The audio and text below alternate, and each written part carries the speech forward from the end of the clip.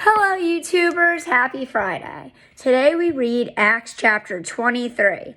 Then Paul, looking earnestly at the council, said, Men and brethren, I have lived in all good conscience before God until this day. And the high priest Ananias commanded those who stood by him to strike him on the mouth.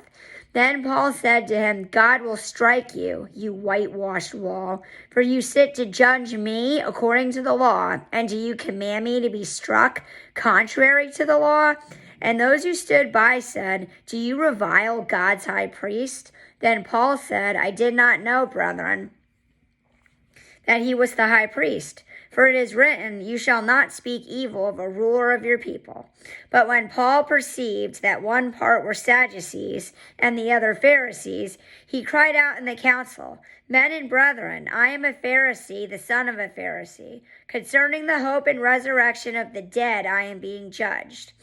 And when he had said this, a dissension arose between the Pharisees and the Sadducees, and the assembly was divided.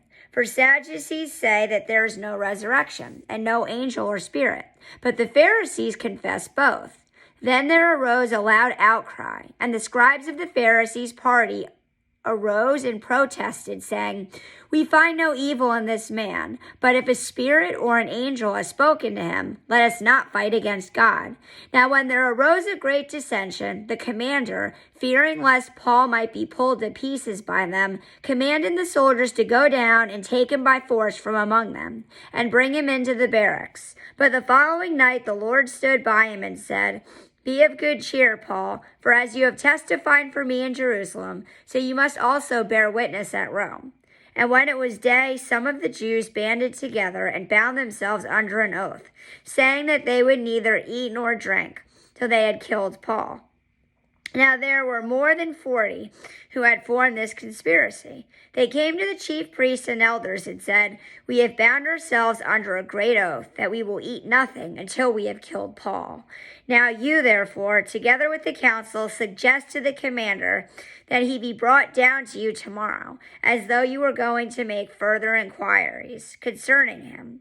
But we are ready to kill him before he comes near. So when Paul's sister's son heard of their ambush, he went and entered the barracks and told Paul. Then Paul called one of the centurions to him and said, Take this young man to the commander, for he has something to tell him. So he took him and brought him to the commander and said, Paul the prisoner called me to him and asked me to bring this young man to you. He has something to say to you. Then the commander took him by the hand, went aside, and asked privately, What is it that you have to tell me? And he said, The Jews have agreed to ask that you bring Paul down to the council tomorrow, as though they were going to inquire more fully about him. But do not yield to them, for more than 40 of them lie in wait for him, men who have bound themselves by an oath that they will neither eat nor drink till they have killed him. And now they are ready, waiting for the promise from you. So the commander let the young man depart and commanded him, Tell no one that you have revealed these things to me. And he called for 2 centurions, saying, Prepare 200 soldiers, 70 horsemen, and 200 spearmen, to go to Caesarea at the 3rd hour of the night, and provide mounts to set Paul on, and bring him safely to Felix the governor. He wrote a letter in the following manner, Claudius Lysias, to the most excellent governor Felix, greetings. This man was seized by the Jews and was about to be killed by them. Coming with the troops, I rescued him, having learned that he was a Roman. And when I wanted to know the reason they accused him, I brought him before their council. I found out that he was accused concerning questions of their law, but had nothing charged against him deserving of death or chains. And when it was told me that the Jews lay in wait for the man, I sent him immediately to you, and also commanded his accusers to state before you the charges against him.